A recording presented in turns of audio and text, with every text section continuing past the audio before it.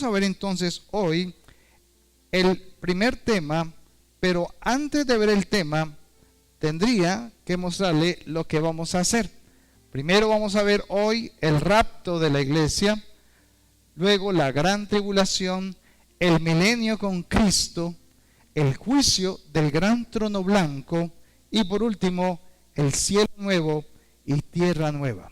Muchas veces esto no se comparte en las iglesias porque a los pastores les da miedo interpretar incorrectamente la escritura y tratan de colocar fechas, días, situaciones o eventos para poder decir que esto pasó o esto no pasó, y muchas veces no ocurre.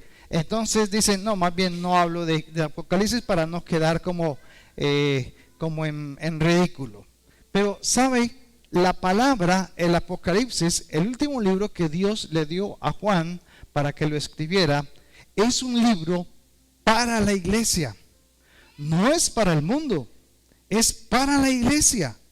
Y en estos tiempos como tal, estamos entendiendo qué es entonces lo que está sucediendo y lo hacemos gracias precisamente a la palabra. Ahora, observen lo que hay acá. ¿Se alcanzan a ver? Bueno, si usted creía que Jesús solamente vino a morir por sus pecados, pues está totalmente equivocado. Aquí en el Apocalipsis, Jesús muestra por medio del ángel a Juan el Bautista, a Juan el discípulo, lo que ha de acontecer, lo que ha de suceder en los próximos meses o años. Y la iglesia tiene que saber para dónde va, a dónde va a estar, con quién va a estar, qué va a pasar con sus hijos. ¿Sabía usted que si tal vez un hijo suyo no se convirtió al Señor, si tal vez un familiar no se convirtió, usted está en la autoridad de compartir esta información, por lo menos para que sepa lo que tiene que hacer si se queda? Porque nosotros nos vamos en el arrebatamiento, a menos de que alguno se quede. ¿Quién se va conmigo en el arrebatamiento? Nos vamos todos. Listo, ya está lista la maleta, ya está preparado todo, está listo el aceite. Ahí tenemos que estar preparados. Sí, trabajaremos hasta el último día, lucharemos hasta el último día, nos esforzaremos hasta el último día, pero no significa que no estemos preparados para esto. Les voy a resumir esto rápidamente. Cuando Cristo fue a la cruz, habían pasado 4000 años desde Adán para cumplirse la promesa del Salvador que iba a ir a la cruz. Y luego de que Jesús murió, ¿a dónde fue? Jesús, ¿qué pasó con Jesús cuando murió? ¿A dónde fue él? El cuerpo se quedó en la cruz y luego lo metieron a la sepultura. Pero el alma, ¿a dónde fue? Al seno de Abraham, no al infierno. El seno de Abraham está dividido en 3 partes. Está el seno de Abraham, que era como una especie de cima, donde se hacían las almas como Adán, Abel, David. Todos los que creyeron en el Antiguo Testamento estaban ahí esperando. Se llamaban las almas cautivas o los espíritus encarcelados. Estaban allí esperando la redención. Nadie antes de Cristo subió al cielo. Nadie fue al cielo. Por ahí de vez en cuando dicen que Elías y también Enoc, pero aún ellos no entraron realmente al tercer cielo. Ahora veremos eso. Entonces ellos bajan acá y aquí se separa ese lugar con un lugar que llama el lugar de tormento. En el Antiguo Testamento se llamaba Seol y ahora se llama infierno. Y allí era donde, ¿quiénes van al infierno acá? ¿Quiénes? Los que no recibieron ni creyeron por la fe en Jesucristo como su Salvador. Bastantes. Creo que todos los días empujan gente para allá. Cuando Jesús entonces resucita al tercer día, y esto es muy importante, cuando Jesús resucita el tercer día, ¿a dónde va? Bueno, él se le presenta primero a María, ¿recuerdan? Pero le dice a María, no me toques porque aún no me he presentado ante el Padre. Y en el momento en que resucitó Jesús, resucitaron también de entre los muertos más de 500 personas. Estoy seguro que ahí estaba David y muchos del Antiguo Testamento. Ellos resucitaron de las tumbas. Y dice que fue algo muy meritorio en Israel. Pero esto fue rápidamente, en el mismo momento como tal, subieron al tercer cielo. Al tercer cielo, es el primero, el segundo y el tercero. Al tercer cielo, y fueron a las moradas celestiales. Por eso Jesús dijo, os conviene que yo me vaya, porque les voy a preparar una morada para ustedes. Y los entrega al Padre. Él se presenta y dice, Señor, aquí está el Cordero, todo ha sido consumado, todo se cumplió. Dios como tal le recibe y entrega a Jesús a todas las almas cautivas. Llevó cautiva la cautividad. Listo. Entonces comienza desde el momento en que Cristo murió en la cruz y resucita, pasan una dispensación. La dispensación es un tiempo, y ese tiempo son aproximadamente 2000 años. Están por cumplirse en los 2000 años. Y estos 2000 años, cuando se cumplan con los 4000, 4000 y 2000, son 6000. Cuando se cumplan los 6000 años, entonces vendrá el evento, el acontecimiento. ¿Qué va a ser qué? El arrebatamiento de la iglesia. Muchos dicen que es después de la gran tribulación. Por más que yo leo la palabra, siempre encontraré que Dios no nos colocó para la ira, sino para salvación. Entonces viene el arrebatamiento. El arrebatamiento es al primer cielo. ¿Cuál es el primer cielo? El primer cielo es las nubes, donde están las nubes. El primer cielo es lo que usted ve de aquí para arriba, de la tierra para arriba. Eso que usted ve ahí, la atmósfera, es el primer cielo. El segundo cielo son las galaxias, todo lo que usted ve de ahí para arriba. Y el tercer cielo, que está por encima de las galaxias, es el trono celestial de Dios. Entonces, el trono de Dios está ¿en dónde? En el tercer cielo. Ok. Ahora entonces, luego cuando la iglesia sube a las nubes para encontrarse con Jesús, empieza lo que llamamos la gran tribulación, un tiempo de 7 años. Esa es la última semana que está todavía esperando el pueblo de Israel que se cumpla, la que dijo Daniel en el capítulo 9. Aquí es donde entonces pasan 7 años de tribulación. Y estos 7 años de tribulación están divididos en 3 años y medio de tribulación y 3 años y medio de la gran tribulación. Los primeros 3 años y medio de la gran tribulación es donde aparece el anticristo. Y es donde el anticristo trae la paz del mundo. El anticristo ya está, el tipo ya está, pero él ni siquiera sabe qué es el anticristo. Pero sí va a querer que todo el mundo lo adore como si fuera Dios. Aquí es donde los judíos se equivocan al esperar a su Mesías. Ellos están esperando el Mesías, los judíos están esperando al Mesías, pero no a Jesús, sino a un hombre que, como en el tiempo de Jesús, viniera y lo sacara del yugo de la esclavitud de Roma.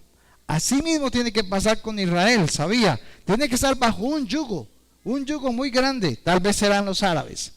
Pero a los 3 años y medio, el anticristo se levanta y dice, es que yo soy Dios. Y entonces irá al trono, al templo, y va a sacrificar cerdos, y va a sacrificar animales inmundos, y va a decir, adórenme a mí porque yo soy Dios. Entonces los judíos se van a dar cuenta de que ese no era el Mesías, de que se equivocaron, y que empezarán a sufrir la tribulación o la gran tribulación, porque comienzan los juicios de Dios, o sea, los 7 sellos, las 7 trompetas y las 7 copas de la ira de Dios. Terremotos, las 2/3 partes de la humanidad, dice la palabra, que van a morir. A la 1/3 parte de la humanidad. Ahora, pasando esos 7 años, en el momento en que terminen los 7 años y pasen los juicios de Dios, entonces pasa un acontecimiento especial. Desciende Jesús del tercer cielo a la tierra, no a las nubes. Entonces hay una diferencia entre arrebatamiento en las nubes y la segunda venida de Cristo. A ver, les hago una pregunta, a ver si entendimos. Levanten la mano, ¿cuántos están esperando la segunda venida de Cristo? Uno y medio. Bueno, realmente nosotros estamos esperando ¿qué? El arrebatamiento, no la segunda venida, porque la segunda venida es cuando ya Cristo venga a la tierra.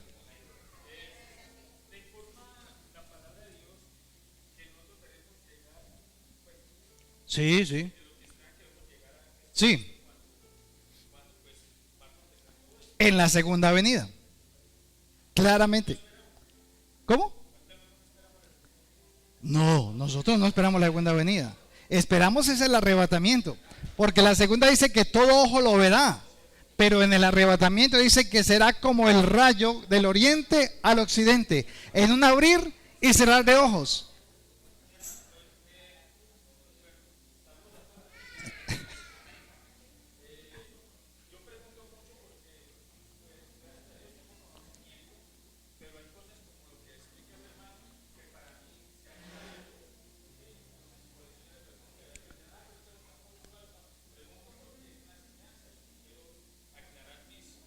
Claro, lo que vamos a hacer es que para no hacer muchas preguntas, ¿qué vamos a hacer? Vemos todo esto así y entonces guardamos la pregunta porque ahorita vamos a tener ese espacio. La segunda venida. Sí, pero nosotros no. Bien, ahorita vamos a ver eso. Listo, entonces ¿qué pasó? Recibes a Cristo, la segunda venida de Cristo, viene a la tierra. Y dice que se sienta ¿dónde? En el monte de los olivos, se va a partir en dos, 200 millones de soldados va a destruir Jesús con la espada de su boca. Eso es un láser que va a acabar con todo el mundo. Bueno, ya veremos eso. Luego pasa entonces y comienza el milenio,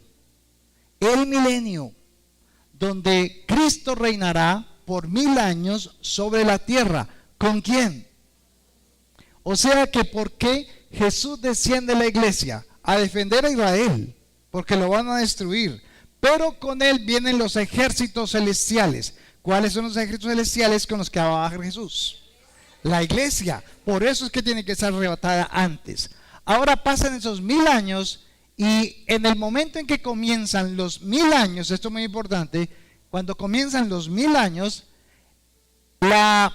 lo que llamamos el falso profeta y la bestia son lanzados al abismo junto con Satanás. ¿Dónde está el abismo? En el profundo del mar. Hay unas cárceles espirituales donde van a ser y donde están en ese momento miles de millones de demonios bravitos. O sea, en este momento hay miles de demonios que son potestades, o sea, demonios con mucho poder. Pero Dios sabía que tenía que detenerlos y meterlos en unas prisiones, porque donde los suelte, acaban con el mundo entero. Entonces están ya amarraditos y los van a soltar en el tiempo de la gran tribulación. Ahora entonces bajan acá junto con Satanás, ¿no? Porque viene un angelito, ni siquiera un arcángel, un angelito, y dice que le coloca las cadenas a Satanás y lo lleva para la cárcel. Ahora, cuando pasan los 1000 años, comienza el juicio del gran trono blanco. Aquí es donde se van a juzgar todas las personas que se fueron al infierno. Todos los que estaban acá se levantan acá y van al juicio del gran trono blanco. Ahí donde están los discípulos, ahí donde está mucha parte de la iglesia, que van a juzgar a todos aquellos que no reconocieron a Jesús como su Señor y su Salvador. Y aunque aquí ya estaban en el infierno, tienen que venir a ser hacerles juicio, hacerles sentencia. Aquí es donde se levantan los judíos. Los judíos ahora no serán arrebatados, aquellos que no recibieron a Cristo como su Señor y Salvador. Por eso es que los judíos sufren tanto, porque ellos no aceptan que un hombre sea Dios. Entonces aquí viene el juicio del gran trono blanco, e inmediatamente después, ahí en el juicio del gran trono blanco, es lanzado, escuche esto muy interesante, se me pasó, al final de los 1000 años, el diablo es suelto. ¿Por qué? Para confirmarle a los que estaban sobre la tierra 1000 años, de que la maldad no era del diablo, sino que era de sus propias concupiscencias y corazones, porque aquí, en estos 1000 años, va a ser un gobierno, eso lo vamos a ver más tarde, el tipo de gobierno que va a ser Jesús. Luego entonces, al final del milenio, aquí es lanzado Satanás al lago de fuego, y no es el infierno. Se presume que es una estrella en el firmamento, en el universo, en el lago de fuego, al cual se lanzó desde acá al falso profeta y a la bestia. Y entonces aparecen cielo nuevo y tierra nueva. No dice cielos nuevos, sino un solo cielo. Entonces, ¿cuál cielo va a cambiar Dios? El de la atmósfera, no el universo. No el universo, sino la atmósfera. Y por supuesto, la tierra. Y entonces aparecerá la nueva Jerusalén, que tiene 200 kilómetros para arriba, para el lado, de ancho, parece un cubo. Dicen que es una nave espacial. Bueno, yo digo que es el trono de Dios que va a descender y baja a la tierra. Y entonces aquí viene la gran pregunta. ¿Y qué sigue? Nadie habla de eso. ¿Qué sigue? Bueno, Dios no iba a ser tanta tribu, cacique para tan poca gente. O sea, a donde nosotros como iglesia vamos a estar es viviendo y moviéndonos por todas las galaxias, por todas las constelaciones, empezando a poblar nuevamente todo el ejército, todo el universo. O sea, la tierra no solamente es el lugar centro de la tierra. Para mí la tierra es el centro del universo que tenemos, es el centro. Y si usted coge, por ejemplo, la tierra, lo que son los continentes, y los une, queda un solo continente. Y si usted los une y los pone y mira en la mitad, ¿qué queda? Imagina que queda Israel, queda Jerusalén. O sea, Dios es impresionante en todo esto que enseña, pero eso es así, a grandes rasgos. Esto se abre boca solamente. Esto es lo que vamos a vivir estas 5 reuniones. Y entonces vamos a vivir en el reino eterno que Dios había preparado para nosotros desde Adán y Eva, los cuales lo perdieron por causa del pecado. Dios está pensando en ti y tú estás pensando en el mundo, que te faltan 20,000 pesos, que te faltan 100,000 pesos, cuando Él tiene la eternidad y te está preparando para esto tan hermoso que Él tiene preparado para nosotros. ¿No creen ustedes que la Biblia es realmente el pensamiento de Dios, su profecía para nosotros? ¿Por qué no le damos un aplauso al Señor para darle la gloria a Él? Y sé que vamos a tener inquietudes y preguntas, todo eso, pero lo más bonito de todo esto es que podemos identificar lo que Dios quiere enseñarle a su iglesia. Vamos entonces, coloqué unos micrófonos allí para que los hermanos se preparen, porque vamos a hacer el primer tema, que es lo del arrebatamiento de la iglesia. ¿Sí? El primer tema de la iglesia. Vamos entonces a mirar estos 4 temas rápidamente. Es muy bueno que usted escriba esos versículos para que usted los tenga siempre atentos. Vamos a ver primero que ya hubo arrebatamientos. Ya existieron arrebatamientos en la tierra. Y el arrebatamiento se expresa como arpazo en griego. Arpazo. Arpazo. No al paso, sino ar con H.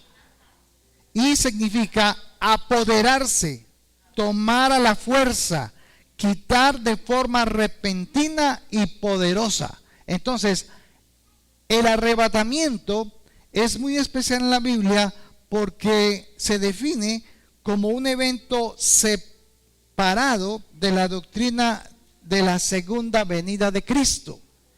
Por eso les decía, una cosa es el arrebatamiento, otra cosa es la segunda venida de Cristo. Entonces, cuando las personas o los intelectuales empiezan a leer, mezclan y hacen un sincretismo, haciéndole pensar a las personas que la iglesia tendrá que pasar por la gran tribulación, tendrá que sufrir como sufrieron los apóstoles. ¿Cuántos apóstoles mataron por Cristo? Prácticamente a todos, solamente Juan se salvó de viejo, pero realmente nos comparan con la iglesia del primer año. Entonces dicen que por eso la iglesia tiene que sufrir, la iglesia tiene que vivir tribulación. Pero ¿quién pagó ya el precio por la tribulación? Cristo Jesús.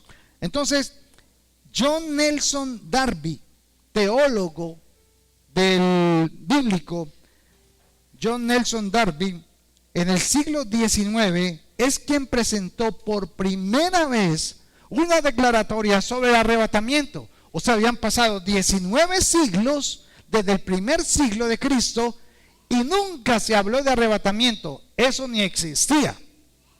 Pero en el siglo XIX, este hombre empieza a hablar sobre este tema. Y algunos hasta le iban a mandar al fuego a que lo quemaran y todo esto, porque dice la palabra que estas cosas, Dios le dijo, el ángel le dijo a Daniel, al final de los tiempos será abierto el libro, y entonces lo que no se entendía se entenderá. Esto que has visto, guárdalo para ti hasta los postreros días. Y entonces ahora se han abierto todos estas revelaciones de la palabra para ese tiempo. Pero en el siglo primero, los discípulos de Cristo que estaban con Juan el Bautista, ¿sabe dónde estaban? En Tesalonicenses. ¿Saben dónde estaban en Tesalónica los discípulos? No estaban trabajando. Estaban vestidos de blanco y se subían a los techos de las casas esperando el arrebatamiento. ¿Cómo sería? ¿Ah? No hacían nada. Y entonces se vendían las cosas entre ellos, vendían la casa, vendían aquello, el carro, lo que sea, para ayudarse mutuamente mientras llegaba ¿qué? El arrebatamiento. Entonces sí, esperaban el arrebatamiento, pero ese no era todavía. Había que leer la palabra completa y darse cuenta que venían tiempos para ello. Ahora, en un gran porcentaje de las iglesias cristianas protestantes no se habla del tema. Sin embargo, otra cantidad tampoco conocen o han escuchado alguna vez del arrebatamiento. ¿Quiénes de los de aquí nunca habían escuchado sobre el arrebatamiento? Todos hemos escuchado.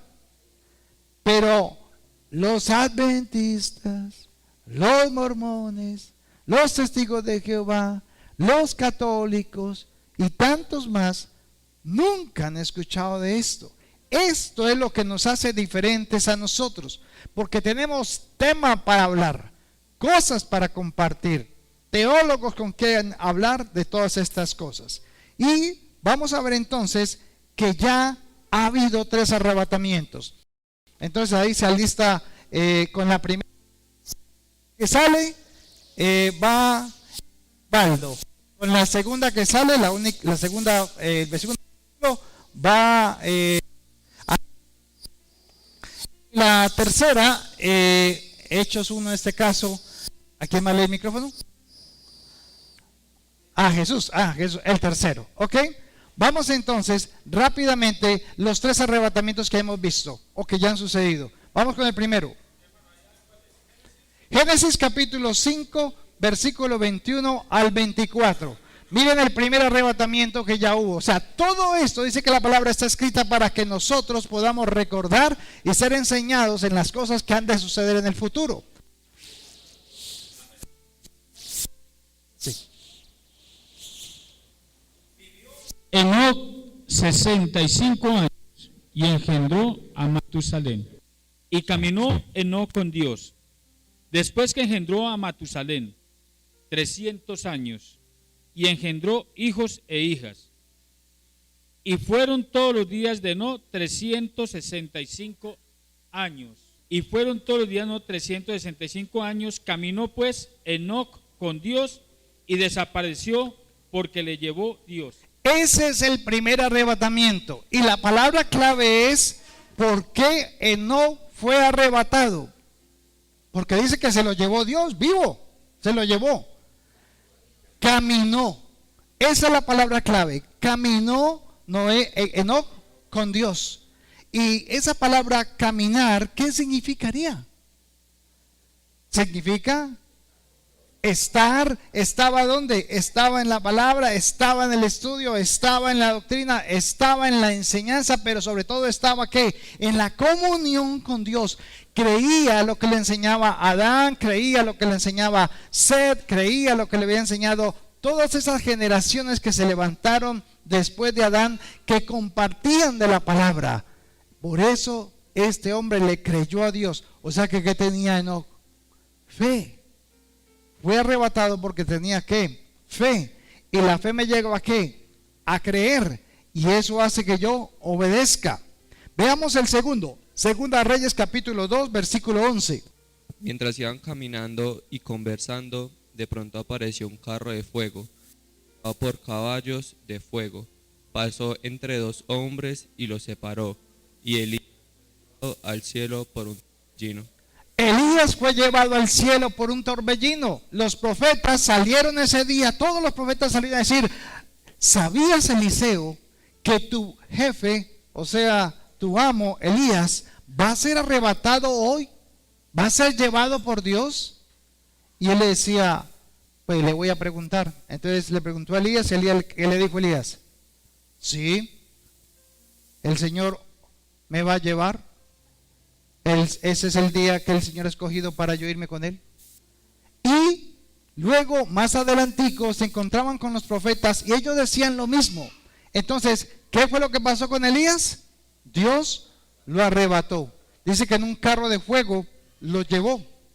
Ok, ese es el segundo. Miremos el tercer arrebatamiento. Jesús. Y habiendo dicho estas cosas, viéndolo ellos, fue alzado y le recibió una nube que lo ocultó de sus ojos.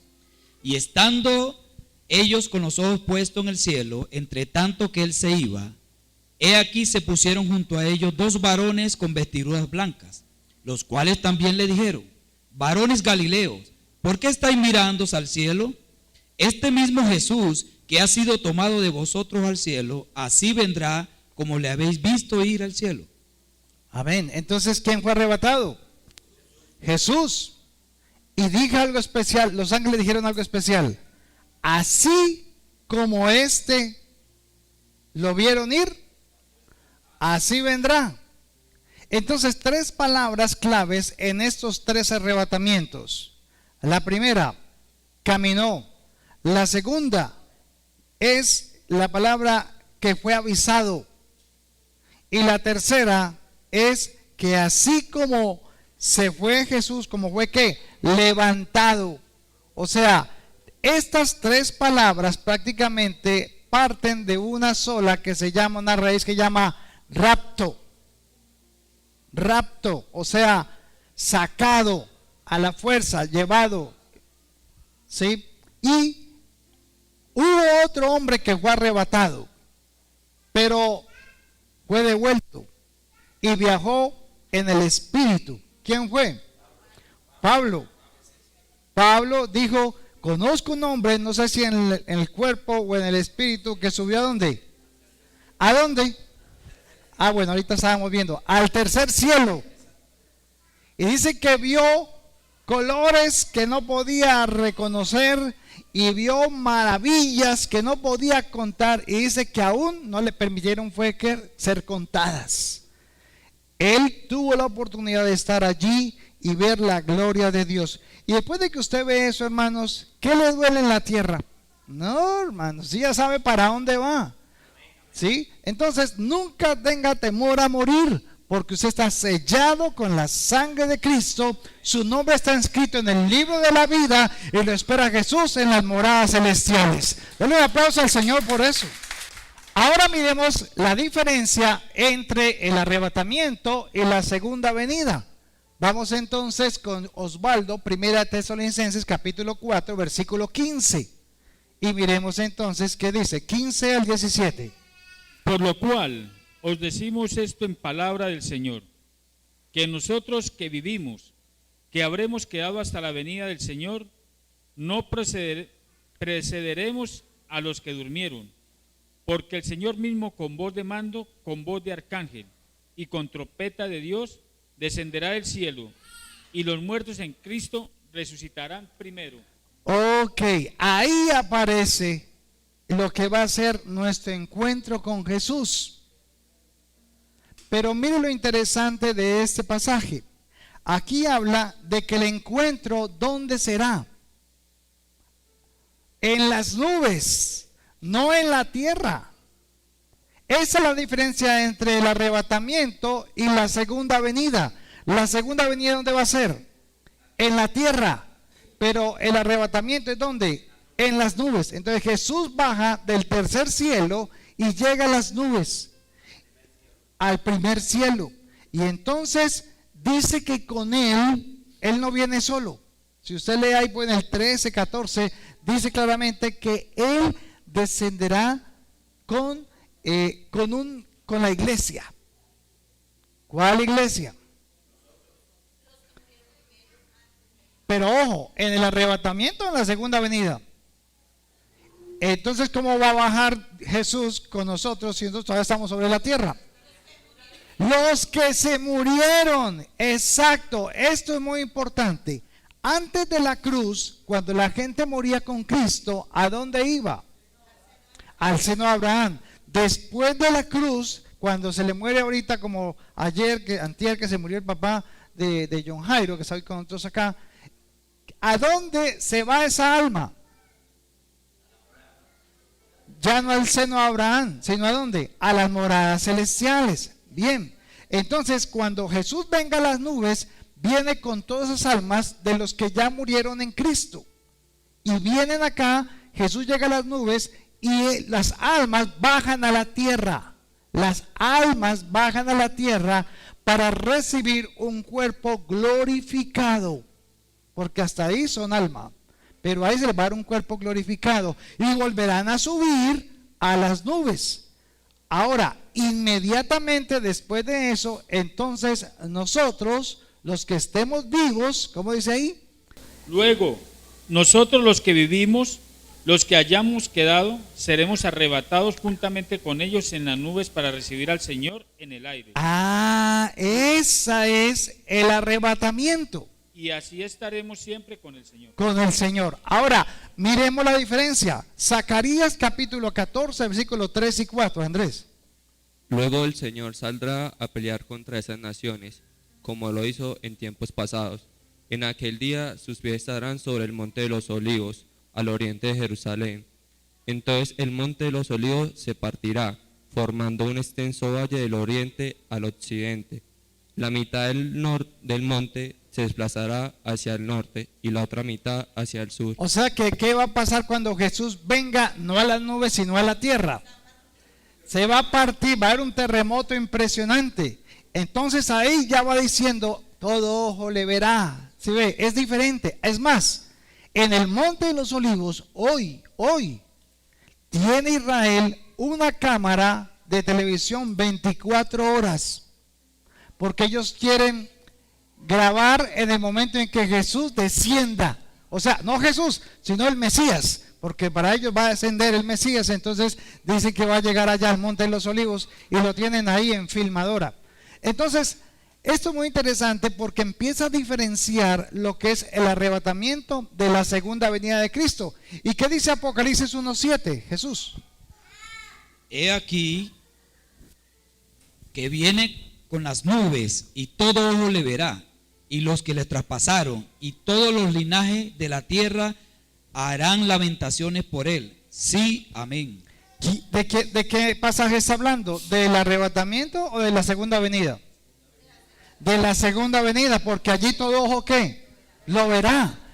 Ahí se refiere a lo de Zacarías, que no es el del arrebatamiento. Y la otra, Osvaldo, Apocalipsis 19, 11 al 16. Entonces vi el cielo abierto, y he aquí un caballo blanco, y el que lo montaba se llamaba Fiel y Verdadero, y con justicia juzga y pelea. Sus ojos eran como llama de fuego, y había en su cabeza muchas diademas, y tenía un nombre escrito que ninguno conocía sino él mismo. Estaba vestido de una ropa teñida en sangre, y su nombre es el Verbo de Dios. Y los ejércitos celestiales, vestidos de lino finísimo, blanco y limpio, le seguían en caballos blancos. De su boca sale una espada aguda, para herir con ella a las naciones, y él la regirá con vara de hierro. Y él pisa el lagar del vino de furor y de la ira del Dios Todopoderoso. Y en sus vestiduras y en su muslo tiene escrito este nombre: Rey de Reyes y Señor de Señores. Amén. Eso es en Apocalipsis 19. O sea que hasta cuándo es la segunda venida de Cristo. Hasta prácticamente cuando va a empezar el milenio, cuando termina la gran tribulación. Y entonces aquí estamos viendo a un gobernador, a un rey. Ahora escuchen mucha atención. En el arrebatamiento, él viene hasta las nubes y nosotros somos transformados en un abrir y cerrar de ojos y nos vamos con él. Pero hasta ese momento, Jesús, ¿qué dijo Juan el Bautista cuando vio a Jesús? El Cordero de Dios. Pero el Jesús que va a regresar a la tierra no es Cordero, es león. Viene a regir con vara de hierro. En el milenio, el que peca, ¡pum! Así va a ser. Allá ya no hay gracia. Ya no hay, pide perdón por tus pecados, tranquilo. No, usted pecó, ¡pum! Muerte. Ay, pero ¿por qué? Pues ya pasó el tiempo de la gracia. Por eso este es el tiempo de la gracia, donde aunque usted peca, Jesús ¿qué hace? Lo perdona y lo recibe. Pero ¿qué le dice? Pero no lo vuelvas a hacer, porque podríamos caer en el otro extremo, y es, no, entonces pequemos, bebamos y comamos, que mañana moriremos, entonces salvos, siempre salvos. Ojo, una cosa es la salvación y otra la santificación. Vamos a ver entonces cuándo va a ser el día del arrebatamiento. Veamos Mateo capítulo 24, versículo 34 al 36. 24, 34. De cierto os digo que no pasará esta generación hasta que todo esto acontezca.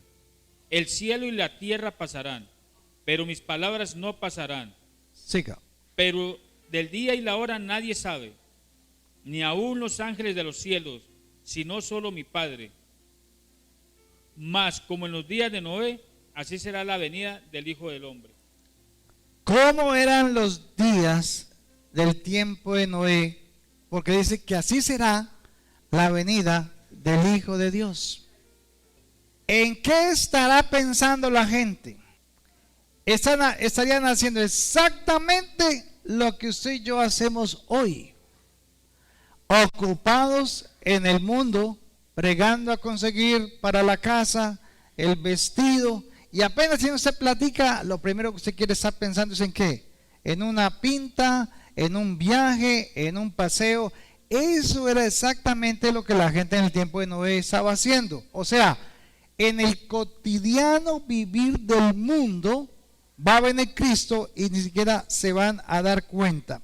Ahora, Primera Tesalonicenses, capítulo 5, versículo 1 al 6. Andrés, ¿qué dice? Ahora bien, amados hermanos, con respecto a cómo y cuándo sucederá esto, en realidad no es necesario que les escribamos, pues ustedes saben muy bien que el día del regreso del Señor llegará inesperadamente, como un ladrón en la noche. Cuando la gente esté diciendo todo está tranquilo y seguro, entonces le caerá encima la catástrofe, tan repentinamente como le vienen los dolores del parto a una mujer embarazada, y no habrán escapatoria posible. Pero ustedes, amados hermanos, no estarán a oscuras acerca de estos temas, y no serán sorprendidos cuando el día del Señor venga como un ladrón, pues todos ustedes son hijos de la luz y del día, no pertenecemos a la oscuridad y a la noche. Así que manténganse en guardia, no dormidos como los demás, estén alertas y lúcidos. ¿Cuál es la diferencia entre el mundo y la iglesia entonces? Nosotros sabemos que tenemos que estar preparados. O sea que este mensaje es ¿para quién? Para mí, para la iglesia, no para el mundo, porque ya se sabe el mundo lo que le va a pasar. Mientras que en el mundo seguirán ¿qué? En su línea de esperanza, de mirar cómo pueden salir adelante, cómo se puede ir Petro de este país, etcétera, etcétera. Mientras que la iglesia debe estar ¿qué? Atenta, preparada, lista. ¿Ok? Entonces, no se preocupe por Petro, preocúpese que el Señor viene. Mateo, capítulo 24, versículo 37 al 39. Mas como los días de Noé, así será la venida del Hijo del Hombre. Porque como los días antes del diluvio estaban comiendo y bebiendo, casándose y dándose en casamiento, hasta el día en que Noé entró en el arca. Y no entendieron hasta que vino el diluvio y se los llevó a todos. Así será también la venida del Hijo del Hombre. Bueno, ahí podríamos pensar otra vez en las personas, pero no. ¿Dónde fue salvado Noé y la familia? En el arca de Dios. Entonces, aunque Dios iba a traer un diluvio, iba a traer su ira, iba a hacer justicia sobre la tierra, no lo podía hacer sin sacar primero ¿a quién? A Noé y su familia. Entonces, ¿qué es el arca? La salvación estaba en el arca. Y hoy en día, el arca, ¿qué representa en nuestras vidas? A Jesús. Entonces, ¿qué hace Jesús cuando Dios va a traer juicio sobre la tierra? Nos salva. ¿A quién? A la iglesia. ¿Y dónde nos va a meter? Nos saca del mundo, ¿cierto? En las nubes, pero nos va a llevar a un lugar. Ahorita vamos a ver ese lugar. ¿Y por qué lo hace Dios? ¿Qué está diciendo Dios con esto? Cuando los ángeles vinieron a destruir Sodoma y Gomorra, ¿qué le dijeron a Lot? ¿O qué hizo Dios? Mandó 2 ángeles y a Jesús por ahí derecho, eran 3. Pero 2 fueron a la casa de Lot. ¿Y qué le dijeron? Prepárate, porque esta ciudad va a ser ¿qué? Destruida. Pero Dios no puede traer un juicio si tú estás en ella. Entonces es necesario que ¿qué? Que salgas de la ciudad. Entonces Dios no iba a hacer un juicio si Lot se quedara en la casa, porque como moriría, pues destruiría completamente. Pero Dios a sí mismo le está diciendo a la iglesia hoy ¿qué? Levántense, despierten, ya estamos ahí a las puertas. No pueden estar pensando en las cosas del mundo, sino que piensen en las celestiales, porque las celestiales son ¿qué? Eternas, mientras que el mundo, los cielos y la tierra pasarán, pero mis palabras no pasarán. Entonces todo esto es para la iglesia. Ahora, ¿dónde estará la iglesia arrebatada? Vamos a ver, vamos con el primero. Apocalipsis capítulo 3, versículo 10.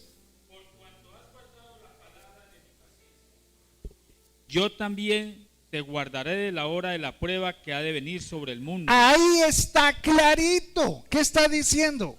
Te guardaré de la hora del juicio de este mundo, porque Dios va a traer un juicio, pero no puede estar ¿qué?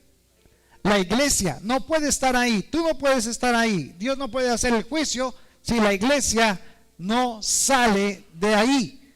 Entonces, ¿qué tiene que hacer Dios con la iglesia? ¿Qué está haciendo Dios con la iglesia? La está preparando, la está apartando. Y usted dice, pero ¿por qué no me salen los negocios? ¿Pero por qué no consigo más plata? ¿Pero por qué? Porque Dios no está preocupado por tu plata, sino por tu alma. Ah, bueno, que hay que estar velando. Entonces, usted está, Señor, bendíceme con eso, pero si yo quiero es llevarte, salvarte del juicio que va a venir sobre este mundo, y todavía estás preocupado por ello, ¿sabes qué? Busca primero del reino de Dios y mi justicia, y las demás cosas te las doy por añadidura, no para que vivas eternamente en la tierra, sino para que las aproveches y te prepares, porque vendrán tiempos difíciles, sí, pero yo estaré contigo y te meteré dentro de mi arca. ¿Y la arca es quién? Jesús. Bien, entonces Él no nos colocó ¿para qué? Para ira. Si usted lee Oseas, habla del día de la ira de Jehová. O sea, ¿para qué estás esperando la ira de Jehová? ¿Para qué esperas ese día? Dice la palabra. Será de dolor y de tormento. Entonces no estamos preocupados por ese día de la ira. Estamos preocupados es por el arrebatamiento de la iglesia. Isaías capítulo 26, versículo 20. Andrés. Ve a tu casa, pueblo mío, y pon cerrojo a tus puertas. Escóndete por un breve tiempo, hasta que haya pasado el enojo del Señor. Bueno, en la otra versión dice mejor, dice, escóndete, pueblo mío, por un momento, mientras pasa la indignación. O sea, ¿qué va a hacer Dios con la iglesia?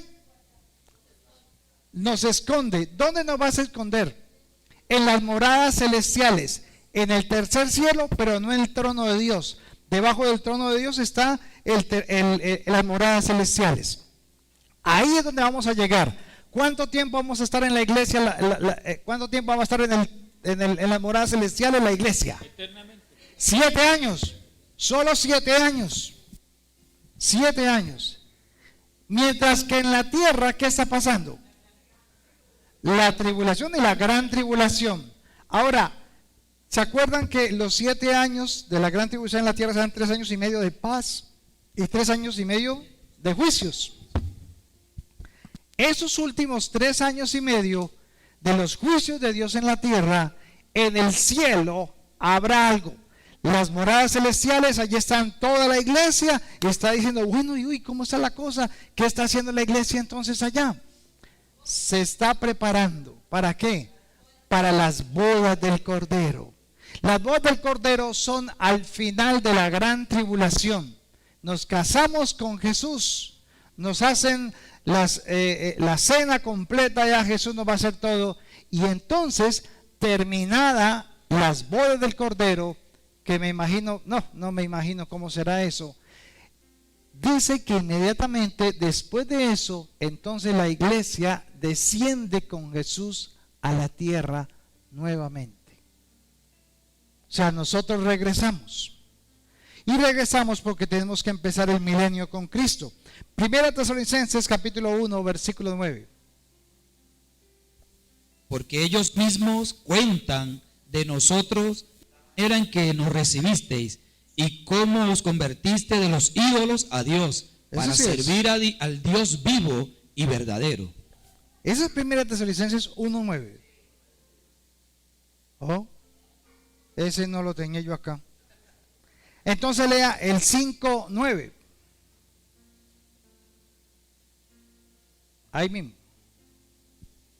Porque no nos has puesto Dios para ira, sino para alcanzar salvación por medio de nuestro Señor Jesucristo. ¿Va a pasar por la ira? ¿Quiere pasar por la ira? ¿Quiere sufrimiento? ¿Más del que ha tenido? No, no vamos a pasar por eso. Eso se lo dejamos a los que no creen en el arrebatamiento con el Señor. Y Romanos capítulo 5, versículo 9. Pues mucho más, estando ya justificados en su sangre, por él seremos salvos de la ira. Salvo de la ira, lo dice Pablo, lo dice Juan, lo dijo Jesús, lo dicen todos ellos, que no pasaremos por la ira. Estos versículos, mi hermano, son muy importantes para aquellos que dicen que no. ¿Cómo así? ¿Usted cree que vamos a ganarnos así la salvación porque sí? ¿Nos vamos a ser arrebatados porque sí? No, hay que sufrir, hay que padecer, hay que ser muertos. No, hermanos, para eso Cristo murió por nosotros. Pero el pueblo sí se tiene que preparar. Ahora vamos a ver por qué. ¿Quiénes serán arrebatados? Primero, ¿qué hará la iglesia en el cielo? Bueno, bajémoslo. ¿Qué hará la iglesia en el cielo? A ver, ¿qué va a hacer usted allá? ¿Empanadas? Arriba y docha allá, aleluya, aleluya, aleluya. No, hermanos, Dios nos dio una mente con una imaginación impresionante. O sea, no todos tenemos límites. San Juan capítulo 14, versículo 2. Miremos a ver dónde va a estar y qué va a hacer. Léalo, Osvaldo.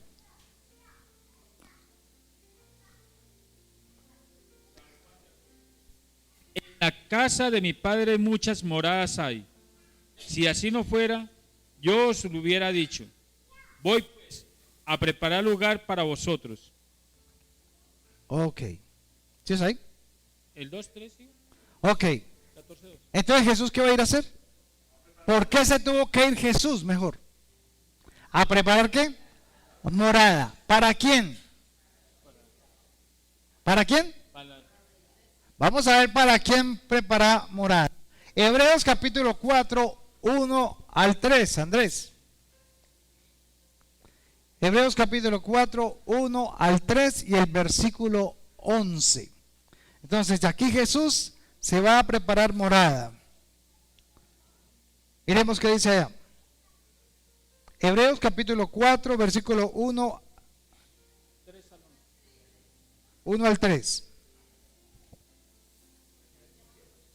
Temamos, pues no sea que permaneciendo aún en la promesa de entrar en su reposo, algunos de nosotros parezcan no haberlo. Bueno, otro que lo lea ahí, a ver, que le acabó el micrófono. Léalo ahí. Hebreos capítulo 4, versículo 1 al 3. Temamos, pues, no sea que permaneciendo aún la promesa de entrar en su reposo, alguno de vosotros parezca no haberlo alcanzado. Porque también a nosotros se nos ha anunciado la buena nueva como a ellos, pero no les aprovechó el oír la palabra, por no oír acompañada de fe en los que la oyeron. Pero los que hemos creído entramos en reposo, de la manera que dijo, por tanto, juré en mi ira, no entrarán en mi reposo, aunque las obras suyas estaban acabadas desde la fundación del mundo. Versículo 11. Procuremos, pues, entrar en aquel reposo para que ninguno caiga en semejante ejemplo de desobediencia. ¿Cómo le parece que aunque usted es salvo, no tiene que ser qué? Arrebatado. Ojo, aquí es donde se complica la cosa. ¿Todos somos salvos? Sí. Porque la salvación es ¿qué? Un regalo. Todos los que hemos creído en Jesucristo como Señor y Salvador, somos salvos. Pero no toda la iglesia va a ser ¿qué? Arrebatada. Unos son en la iglesia los creyentes y otras son los santificados. Si bien todos somos santos por la sangre de Cristo, no todos subirán al arrebatamiento. Muchos llamados, pocos los escogidos. Aquí es donde se reduce el número de los arrebatados al 50%. No toda la iglesia es arrebatada. Miremos Apocalipsis capítulo 5, versículos 6 al 10, Jesús. Y miré y vi en medio del trono Y de los 4 seres vivientes, y en medio de los ancianos estaba en pie un cordero como inmolado, que tenía 7 cuernos y 7 ojos, los cuales son los 7 espíritus de Dios enviados por toda la tierra. Y vino y tomó el libro de la mano derecha del que estaba sentado en el trono. Y cuando hubo tomado el libro, los 4 seres vivientes y los 24 ancianos se postraron delante del cordero. Todos tenían arpas y copas de oro llenas de incienso, que son las oraciones de los santos, y cantaban un nuevo cántico diciendo: digno eres de tomar el libro y de abrir su sello, porque tú fuiste inmolado y con tu sangre nos has redimido para nuestro Dios de todo linaje y lengua y pueblo y nación, y nos ha hecho para nuestro Dios reyes y sacerdotes, y reinaremos sobre la tierra. Reinaremos sobre el cielo.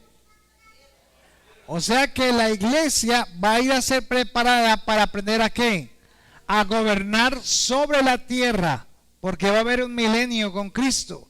Pero aquí hay una cosa especial que dijo ahí, que está escrita, y es de que en esta parte la iglesia al final de los 7 años en el arrebatamiento allá estaremos en las bodas del Cordero, en las bodas del Cordero. Pero hay algo más significativo. ¿Quiénes entonces van a participar de las bodas del Cordero? Y usted lo leyó ahí. El que rebosaba de la oración, de las copas de oración. Ese es el detalle. Observen los detalles. ¿Cuál es la diferencia de un arrebatado y uno que no va a ser arrebatado? Hay una vasija, hay una copa que está llena. ¿Y está llena de qué dice ahí? De las oraciones. Entonces el orar produce algo en mí. ¿Qué es? Pero hay algo más. Llena la copa. ¿Pero de qué? ¿De qué tengo que estar yo lleno? Puedo tener el Espíritu Santo, pero puedo no estar lleno del Espíritu Santo. Una cosa es tener el Espíritu Santo y otra cosa es estar lleno del Espíritu Santo. La iglesia arrebatada será la que está ¿qué? Diga, como yo. Uy, ¿qué pasa? Por eso ore. Y cuando usted no tenga más que orar, ore por todos los demás. Porque la oración por el justo, o mucho del justo, puede mucho. Entonces, ¿por qué es tan importante orar?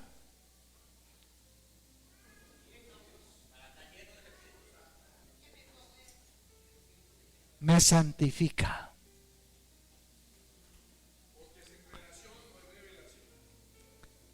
¿Quiere estar santificado? ¿Queremos ver milagros de Dios? ¿Quiere ver cómo Dios lo usa? Déjese usar por el Señor primero. ¿En dónde? Aquí, no afuera. Llénese del Espíritu de Dios. No use el Espíritu de Dios. Llénese del Espíritu de Dios. No manipule a Dios. Señor, tu palabra dice, en el nombre de Jesús. No. Deje que primero haga en mí. Que me llene a mí. Que pueda ver a la gente en el amor de Dios. Así sea el que me haya hecho algo. Entonces, ¿qué clave es eso? Ahora, ¿quiénes de esos serán arrebatados? Efesios 2, 14 al 19, ahí está. Porque Él es nuestra paz, que de ambos pueblos hizo uno, derribando la pared intermedia de separación, aboliendo en su carne las enemistades, la ley de los mandamientos expresados en ordenanzas, para crear en sí mismo de los dos un solo y nuevo hombre, haciendo la paz, y mediante la cruz reconciliar con Dios a ambos en un solo cuerpo, matando en ella las enemistades. Y vino y anunció las buenas nuevas de paz a vosotros que estabais lejos y a los que estaban cerca, porque por medio de él los unos y los otros tenemos entrada por un mismo espíritu al Padre. Así que ya no sois extranjeros ni advenedizos, sino conciudadanos de los santos y miembros de la familia de Dios. Entonces, ¿cuántas familias tiene Dios? Una. Pero en la familia, unos tienen una función y otros tienen otra. En el arrebatamiento, muchos servirán y otros gobernarán. Los que gobiernan serán ¿qué? Arrebatados. Los que van a servir quedarán ¿dónde? En la tierra. Hay dos cosas muy diferentes acá. Y de dos pueblos hizo uno. ¿Cuáles son los dos pueblos? Los judíos y los gentiles. Los judíos que creyeron en Cristo Jesús entraron a ser parte de la iglesia. Y los gentiles que creyeron en Jesús como su Señor también empezaron a ser parte de la iglesia. Entonces, cuando Dios le dijo a Abraham, haré de ti una nación grande, ¿a quién se refería? A la iglesia, no a un pueblo de la tierra, a la iglesia. Y en la iglesia hay dos tipos de creyentes: los que están santificados y los que son salvos también, pero no están santificados. Entonces, ¿qué debe hacer uno para estar en los santificados?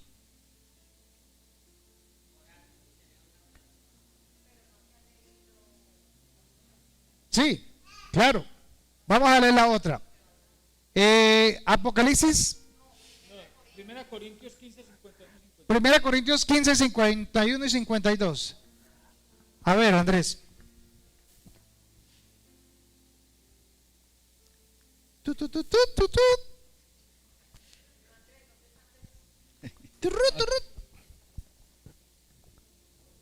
Estoy saludando a mi nieto, hermano, no se preocupe. Que yo lo saludo así. Entonces dice, aquí misterio, no todos dormiremos, pero todos seremos transformados. En un momento, en un abrir y cerrar de ojos, a la final la trompeta, Al final de la trompeta. porque se tocará la trompeta y los muertos serán resucitados incorruptibles, y Hola. nosotros seremos transformados. Ahí está la pila. Ok, en un abrir y cerrar de ojos, a la final, trompeta, y los muertos en Cristo resucitarán primero. Luego nosotros, los que vivimos, los que hemos quedado, seremos arrebatados juntamente con ellos en las nubes, dice 1 Corintios 4:16. Pero aquí está diciendo que en cuánto tiempo será el arrebatamiento. A ver, cierra los ojos y ábralos. Eso va a demorar. En ese momento, usted y yo nos vamos a morir. Porque la paga del pecado es ¿qué? El cuerpo tiene que morir para pagar el precio por el pecado en mi cuerpo. Mi alma no, mi alma es del Señor, pero el cuerpo tiene que pagar el precio porque lo mortal nunca heredará ¿qué? Lo inmortal. Ni lo corrupto heredará incorrupción. Entonces, usted se va a morir de un derrame cerebral. Le va a dar un infarto cerebral. Va a caer así, pum, de uno. Usted no va a sentir nada. Y así mismo, en ese momento, su cuerpo se convierte en un cuerpo ¿qué? Glorificado. Y va a poder subir y volar y hacer cantidad de cosas porque es un cuerpo glorificado. Y entonces sube a las nubes, se encuentra con su abuelito, con su papá, con su mamá, ¿qué tal? Y ¿qué hubo? Bien, y listo, ¿qué hacemos? Nos vamos con el Señor. Y nos vamos para las moradas celestiales. ¿Qué sigue allí? ¿Qué falta? Romanos capítulo 12, 1 y 2. ¿Qué dice? Así que, hermanos, os ruego por la misericordia de Dios, que presentéis vuestro cuerpo vivo, santo, agradable a Dios, que es vuestro culto racional. No os conforméis a este siglo, sino transformaos por medio de la renovación de vuestro entendimiento, para que comprobáis cuál sea la buena voluntad de Dios, agradable y perfecta. Ok, ¿qué dice al principio? Léalo otra vez ahí, hermano. No os que. Hermanos, ruego por la misericordia de Dios que presentéis vuestros cuerpos en sacrificio vivo, santo, agradable a Dios. Presentéis vuestro carro, sacrificio vivo, santo, agradable a Dios. O sea que si usted está lleno de la oración, si usted está lleno del Espíritu Santo, y entonces le colocan la película de muertos vivientes y todo eso, entonces, ay, sí, la quiero ver. ¿Qué le dice el Espíritu? No ve esas cosas. No, dejémonos de bala y matemos a todos. El mismo Espíritu dice, ay, no, eso es tan violento. No, quite eso, qué pereza. Entonces usted empieza a sentir que usted vive en un reposo. ¿Recuerdan ahora? El reposo de Dios, ¿quién es? Cristo. Entonces, en ese reposo estamos ¿qué? Guardados, santificados en el Señor. Usted se va para la fiesta, le invitan a la fiesta y usted llega a la fiesta y usted parece como que, ¿yo qué hago aquí? O sea, ¿qué estoy haciendo yo aquí? A menos que se ponga a predicar de Cristo, ¿no? Pero usted no lo va a hacer. Entonces, más bien no vaya por allá y no bote plata por pendejamente. Entonces, aquí es donde usted empieza a sentir en qué es diferente.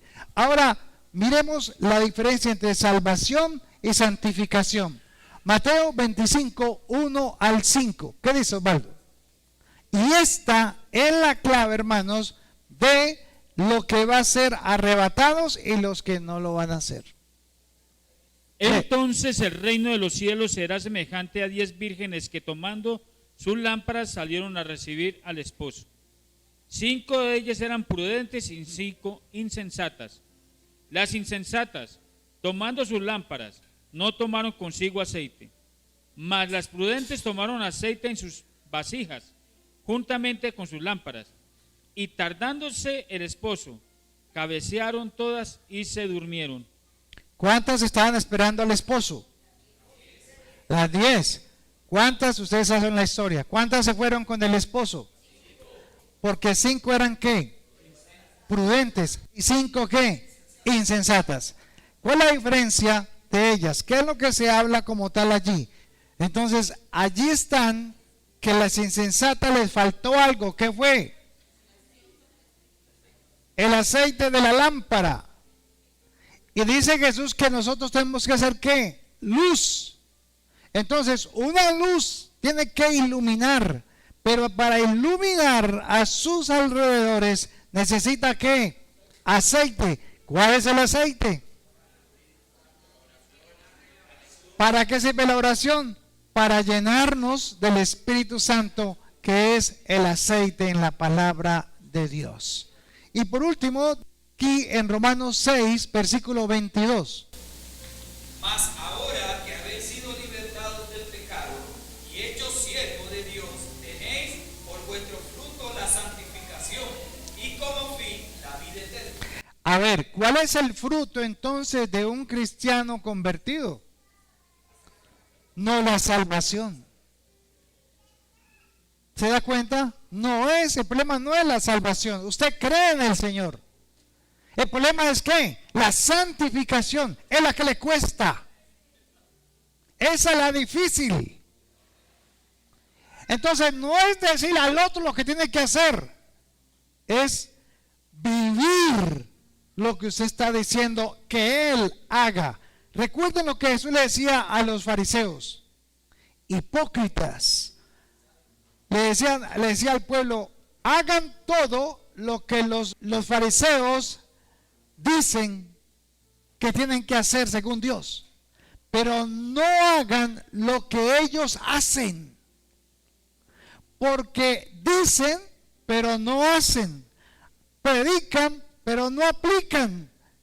No sigáis a estos serpientes y les pegan a vaciar, pues tumbas blanqueadas, les dice hasta de qué se van a morir. Entonces no seamos hipócritas. es la santificación en mí, no la de mi hermano. Yo no puedo salvarlo a él y yo no puedo santificarlo a él. Pero la oración del justo, esa es la diferencia. Nuestra labor es doble rodilla por él, doble rodilla por él. Eso es lo que nos toca que hacer a nosotros. Dios se encarga de convencerlo. Y terminamos, ¿cómo entonces mantener esa unción? ¿Cómo estar santificados en un mundo en el cual estamos tan absorbidos? Colosenses capítulo 4, versículo 2. Perseverando en la oración, velando en ella con acción de gracias. A perseverar. ¿Sabe por qué dice perseverar? Porque Dios sabe que usted nos cuesta, hermanos. Usted puede quedarse en una serie de Netflix toda la noche a las 3 de la mañana. Ay, me tengo que acostar a dormir. Pero vaya, ore. Ay, hermano. Entonces, ¿qué decía Jesús? ¿Recuerdan cuando Jesús estaba a punto de ser entregado? Mandó a 3 de sus discípulos. ¿Y a qué les mandó? Oren. ¿Para que no caigan en qué? ¿No caigan en qué? En tentación. Entonces, ¿para qué es que sirve la oración? Para mantenerme santificado, apartado, firme. Así no tiene que estar sufriendo, porque a usted le cuesta. Pero es ¿por qué? Porque no hay palabra en mí y no tengo nada que decirle a Dios. Y segundo, cuando usted no tenga nada más que decirle, quiere practicar, ore por otro. ¿Pero qué voy a orar una hora, pastor, en la casa? Pues encierre en el cuarto y empiece: Señor, oro allá por Esteban. Señor, ayúdalo en su trabajo. Señor, ayuda a Jesús para que se convierta a ti. Y comienza, o sea, a acordarse de todo. Y el Espíritu Santo le empieza a recordar las personas. Atentamente, Nubia.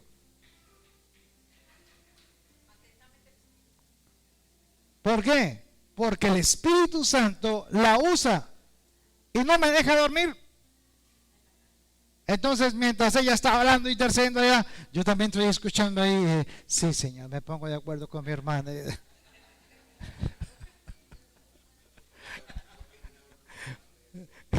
Pues eso es lo que me está diciendo el Señor, que se levante. Aunque él y yo tenemos nuestra comunión a otra hora. Es que yo con ella en ese sentido es difícil, porque no sabe cuántas lágrimas derrama esta mujer por cada uno de ustedes.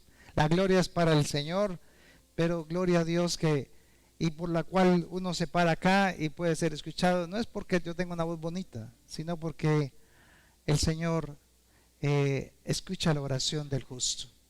Y esa es la razón. ¿Qué dice entonces Segunda de Tesalonicenses 1, versículo 11 y 12, Andrés? ¿Sabe cuál es el problema de nosotros? ¿Sabe por qué la gente no se convierte? ¿Por qué la gente ya no se convierte? ¿Por qué nuestros hijos no se convierten? Por nuestro testimonio. Es duro. Usted le pregunta a su hijo: ¿quiere ser como su papá? No, yo no quiero. Les cuesta, porque ellos dicen, bueno, que lo que dice lo haga. Pero ellos están en una lucha porque el mundo les dice otra cosa. Y no es que tengamos que ser perfectos, entiéndame en eso. Yo me equivoco. Y muchas veces me equivoco con mi esposa. Pero así como también me equivoco y le digo a veces inclusive en público cualquier cosa de imprudencia, así mismo yo voy y me reúno con ella, porque el mismo Espíritu Santo me muestra la verdad, y entonces el Espíritu me redarguye y me hace ir a donde ella y pedirle perdón. Y aún delante de mis hijos, aún en la oración, todo eso, reconocer: me equivoqué, perdóname. O sea, no es ser perfectos, es reconocer nuestra debilidad y nuestra sujeción a Cristo. Ese es el testimonio que los hijos necesitan escuchar, para que cuando ellos se equivoquen, no vayan al de la esquina, no busquen el pretexto del drogadicto o del alcohol, que puedan venir delante de uno y decirle: papi, perdóneme, me equivoqué, lo grité, fui grosero. ¿Sí? Eso es lo que ellos tienen que aprender. No un hijo perfecto. No espere que su hija sea perfecto. Espere que su hijo, tenga una dependencia realmente de ver un papá imperfecto que es perfecto en las manos de Dios. ¿Y qué dice Santiago 4:8? ¿Cuál falta? Primera Tesalonicenses 5:19. No apaguéis al Espíritu. ¿Está con E minúscula o con E mayúscula? Mayúscula. Él es un caballero. Él no la obliga a nada. Si usted le pide, Él le da. Si usted no le pide, Él no le da nada. ¿Y qué dice Santiago 4:8? Acercaos a Dios, y Él se acercará a vosotros. A vosotros, pecadores, limpiad las manos, y a vosotros los de doble ánimo, purificad vuestros corazones. Ay, los de doble ánimo. ¿Cuántos hay que hay doble ánimo? Un día, aleluya, Señor, gloria a Dios. Al otro día, oh, qué pereza, señores. O sea, si está viendo bien acá, aleluya, si no, tampoco. Piden plata y después de que les dan la plata, no tienen tiempo ni para ir a la iglesia. Entonces, nuestro Dios no puede ser el dinero. Nuestro Dios tiene que ser Dios, Señor de los cielos y de la tierra. Y termino leyendo este pasaje.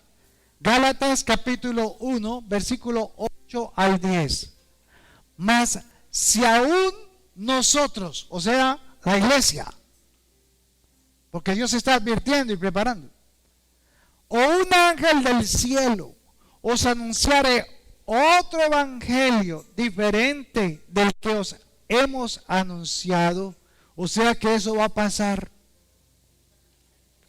nos van a querer engañar, sea anatema, o sea maldito.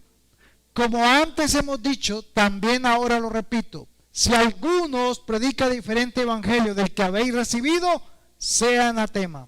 Pues busco ahora el favor de los hombres o el de Dios, o trato de agradar a los hombres, pues si todavía agradar a los hombres, no sería siervo de Cristo.